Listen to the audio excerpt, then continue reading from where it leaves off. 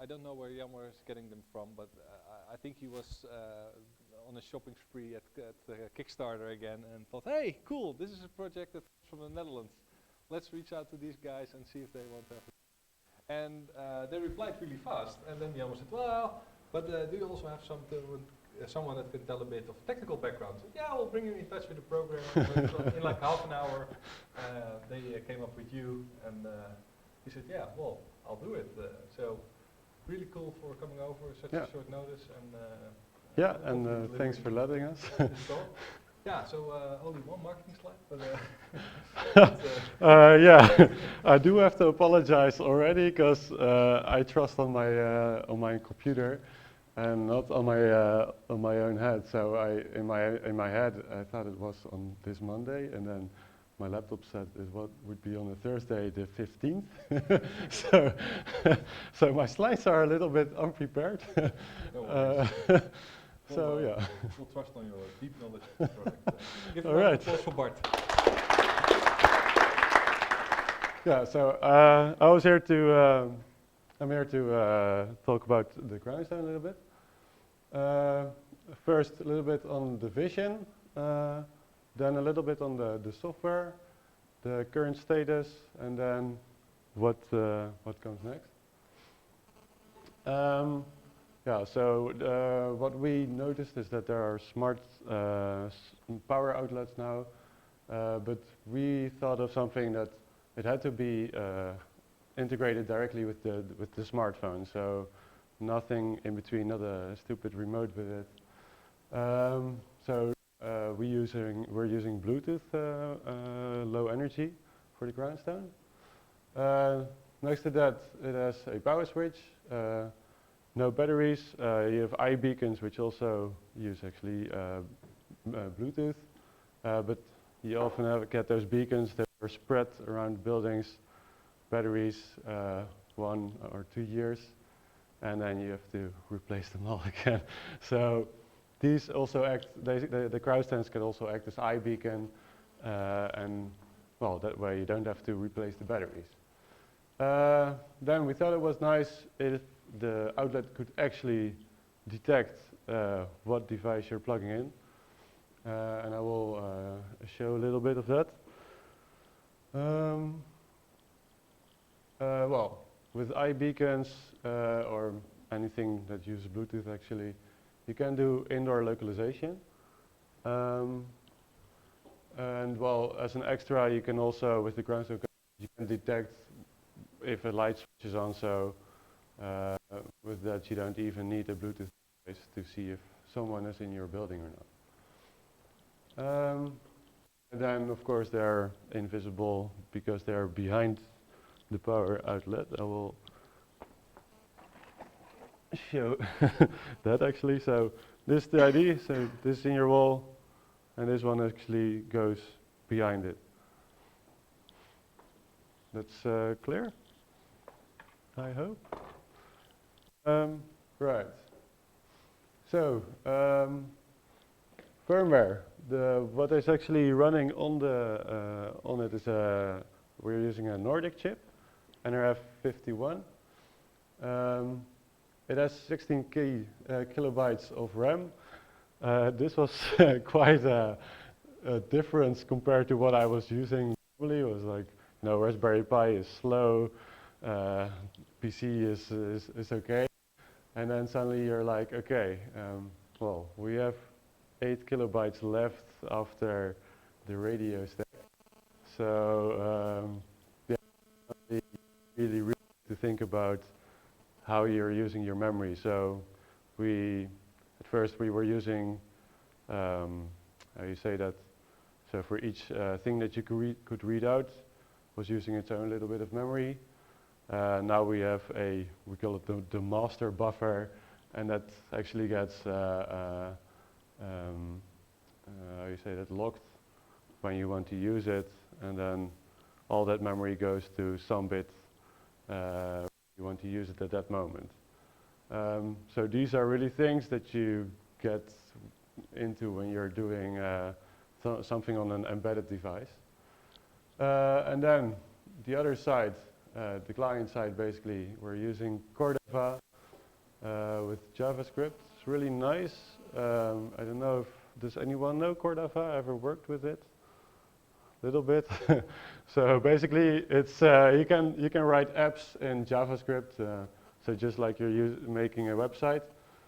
But there are some disadvantages. We noticed that as soon as you make a Cordova app, you get a file size of 10 MB or so of your app.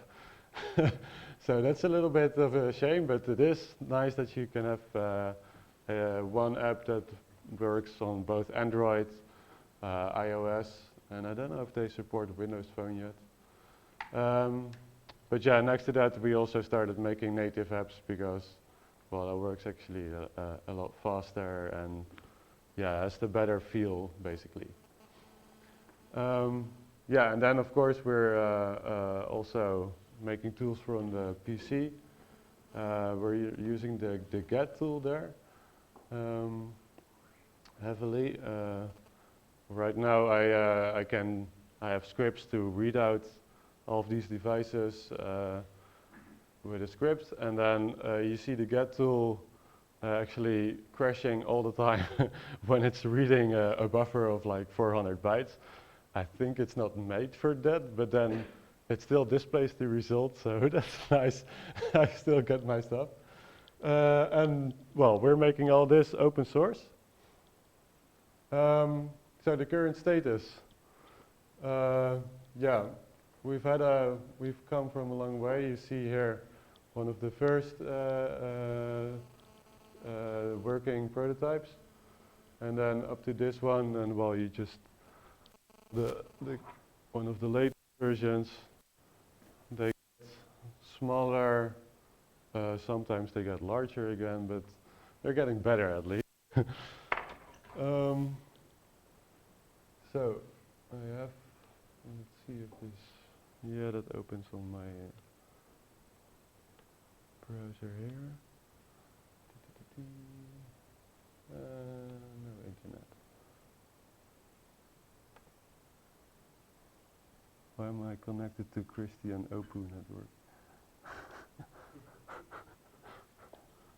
Doesn't make sense.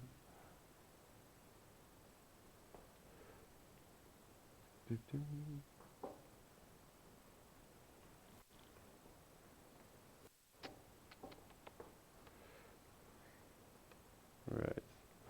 Well, maybe I can better show a live demo then. Huh? Are you trying something like this? Yeah. It worked before, so.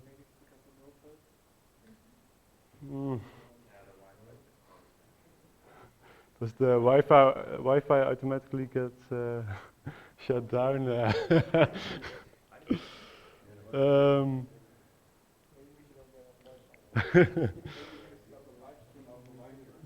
Yeah, I could also switch on my hotspot. Hang on a sec.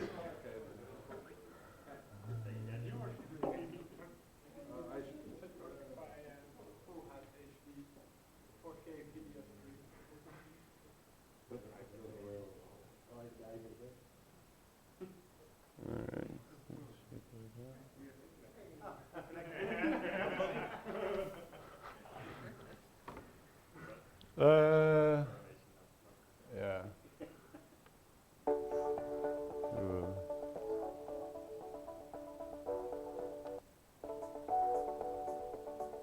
Right, so basically dimming lights is also possible.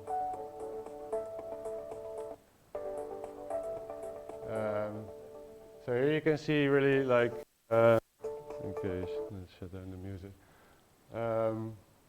You can see that it can really react on how far you are. Does need some filtering. Here I combine it with it's a little display that you can get for Arduinos. It's Arduino code actually that's running on it. But yeah, what you could see is that it really can get a nice estimate of the distance of your phone towards the Crownstone.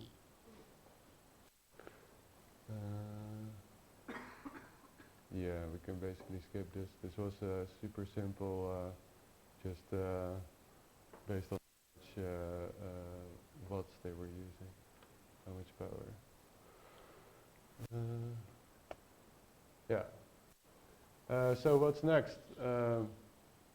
Machine learning, we really want to do interlocalization, so that you can just walk around and that your phone knows where you are. But to make that possible, we've heard that they're also doing this in Schiphol with iBeacons. And well, apparently in Schiphol the walls change now and then, so they suddenly all the beacons also change their position. So yeah, what you get is that every time something changes, they have to quickly update the app or whatever, the database of all the positions of the beacons. So what we were trying was simultaneously update the learn the position of the user and also the beacons. So let me make this a little bit larger. So what you see here is a big mess. This is the user that's walking, and here's the actual positions of the beacons, which can also be Crownstones. And then all these little dots are estimates of the current position of the beacons. So as you see now, the system doesn't really know where they are. And it's for every beacon there's a cloud of possible positions, and the best one will be shown later as a red dot, I believe. Better. So as the user moves, you see quickly that some of the estimates are really thrown away, and you see some mirroring effect because, well, when you see a certain, well, for example, the distance to this one is always it can be somewhere here, but it can also be somewhere there. You don't know until you actually make a turn, and now you quickly see it converging.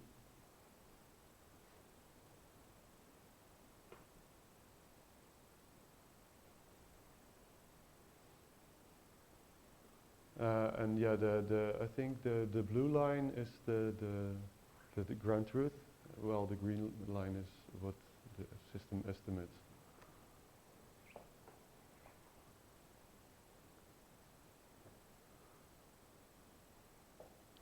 So yeah, here you can see some nice convergence. I think the results are about half a meter precision or so. So that's good enough to get good enough to know if people are in the corridor or in the room, stuff like that. And there is this code is already online. I can quickly look it up if you want to. We can do that afterwards, actually. The code is online. It's actually like a live demo in JavaScript, where you can just rerun the whole simulation. It's also an online method, so it's not first collect data, then processing it. It goes immediately. And then we're working on device recognition. For that you can,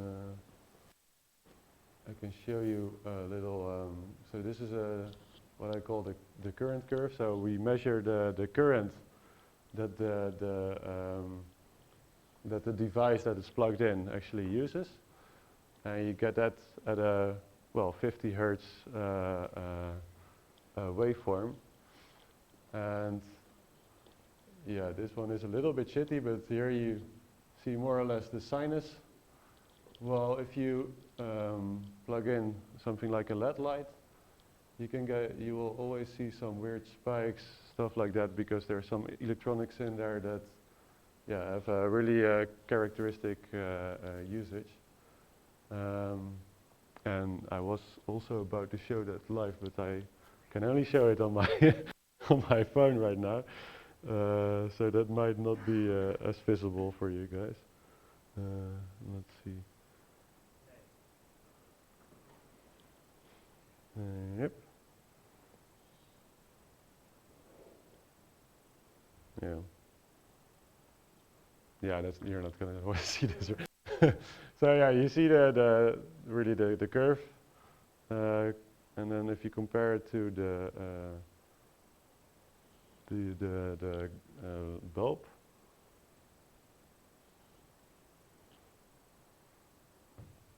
you see a nice sine wave. So that's one of the things how we are going to, how we're planning to detect which device is plugged in.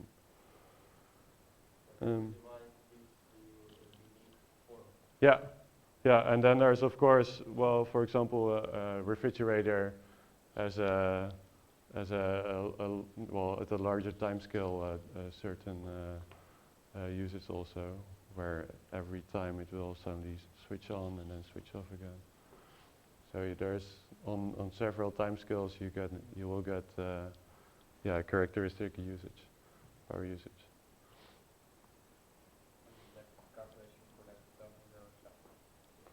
Well, yeah, we were thinking doing that in the cloud. We are not sure yet. Yeah, but not on the Crownstone itself, because yeah, it's that kind of work. No.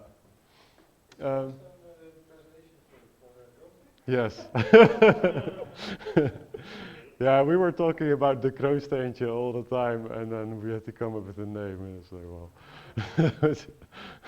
let's see if it's something horrible. Well, it's not too bad. It's just something you find in the graveyard, so it's okay. Yeah. Well, that's all I have to, what I prepared. If you have more questions, then. How much money did you? I think 65,000 by now, out of 200,000. So we still have a long way to go. Yeah. Okay, so then that's your plug. Yeah. Go to Kickstarter and fund their project. Yeah. What does it cost? What's like the reward they're getting, and how much does it cost? 75 euros, and then you get 3 of the buildings. Yeah. Because you have like the built-in one that goes into the socket. Yeah, and we also have this version, but yeah, I think it's not as cool as the one behind the socket actually. Yeah. Yeah. Yes, I have a question about how did you convert the power of the plug, which is to 30 volts, into this very small PCB into, well, let's say, a logical power of 5 volts? I'm not the hardware designer, of course, but I do talk with him.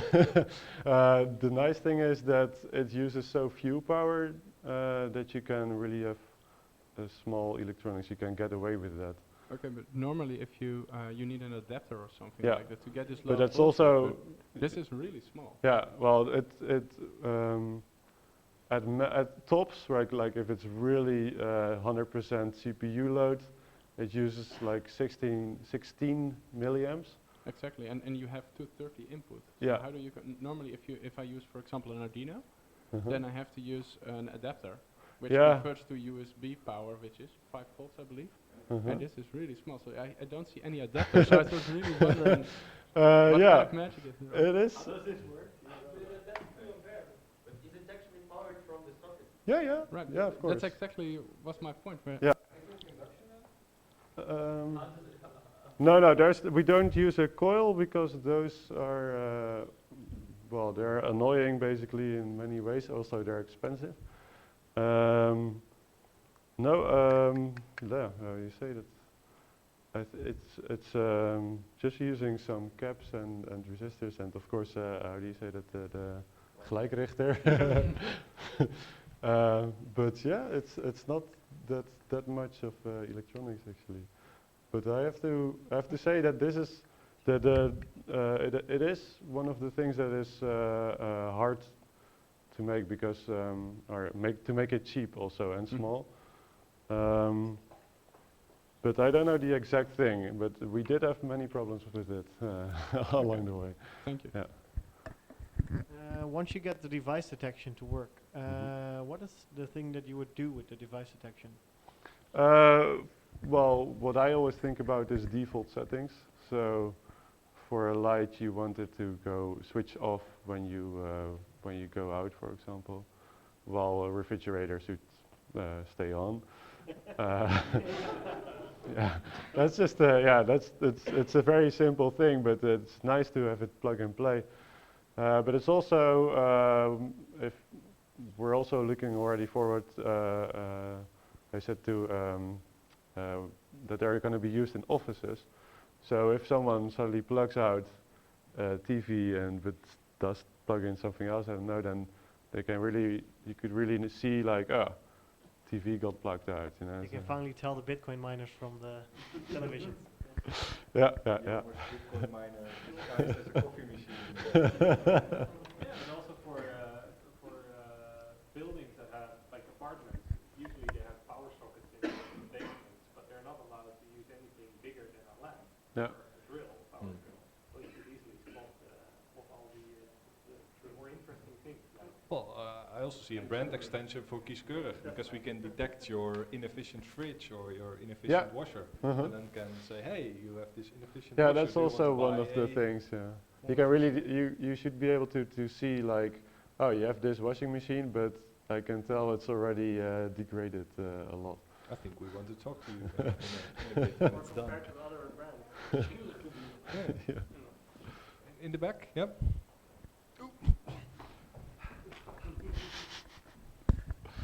Very cool. So maybe I missed it, but can you also do remote administration? Because you mentioned the Bluetooth connectivity, but for example, if I'm away, is there like a station that goes from Bluetooth we don't to Wi-Fi to internet or something? Yeah, we don't provide it ourselves, so it's not a device we're going to build. But there are already hubs from Google, etc. The Google router, I think, I don't know the name anymore. It has Bluetooth on board. The Homey, a Dutch product, also has Bluetooth on board. We're just going to write code for those devices, and then you should be able to use it in the cloud also. Yeah. Yeah, we don't like the Homey guys because they cancelled on us last time. Oh. Final question, Maxim. Is it gonna be hackable? I mean, like those default features are cool, but what if I want to do something else with that? Will you provide some APIs, maybe? And to what extent will I be able to hack on it? Well, so the firmware is open source already, so you can put your own firmware on it. and you can actually upload your. Yeah, it's over-the-air updates, so you can program it over the air.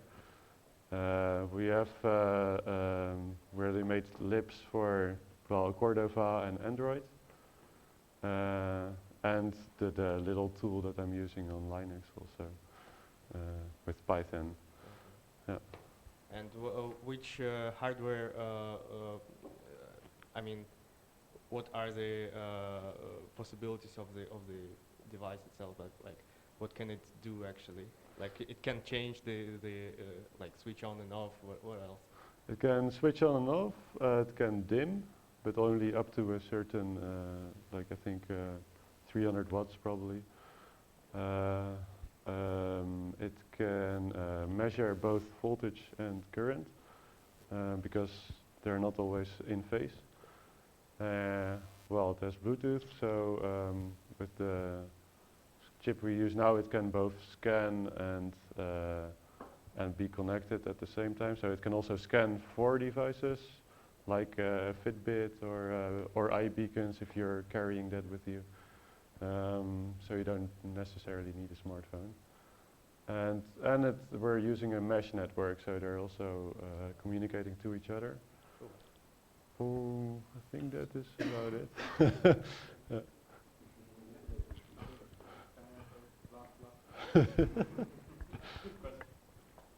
It's a really cool project, but I guess you have thought about securing it, because if I'm outside your window and just start doing random stuff with your network. Yeah, yeah. We've all seen the obligatory how to hack Bluetooth Smart, I think it was. So they have implemented Bluetooth has it implemented encrypted encryption. The only weakness they had was the key exchange. So the guy could just show like, okay, I'm now going to force a new key exchange, and then I can listen to that, and I have your key. What we do is how we fix this is basically, as soon as you're going to do the key exchange, it goes to low transmission power, so you have to be almost like right next to it, and then exchange keys. Yeah.